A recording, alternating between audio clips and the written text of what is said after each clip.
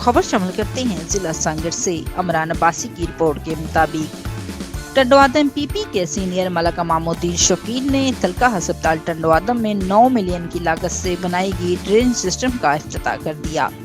तफसीलात के मुताबिक पाकिस्तान पीपल्स पार्टी के सीनियर मलक इमामुद्दीन शौकीन ने तलका अस्पताल टंडवादम का दौरा किया।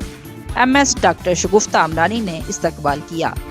इस मौके पर डॉक्टर अब्दुल वहीद, डॉक्टर गजाफी मरी, मुठल पंजारू, मुबारक कासकली भी मौजूद थे।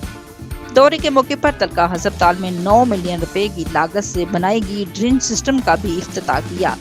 MS डॉक्टर कलसूम अमरानी और तलका अस्पताल के अमले ने इनका शुक्रिया अदा किया और कहा कि ड्रेन सिस्टम ना होने की वजह से अस्पताल और कॉलोनी के रहायशियों को शदीद मुश्किलात का सामना था। सीनियर मलक इमामुद्दीन शौकीन के ताउन से परेशानी खत्म हो गई है।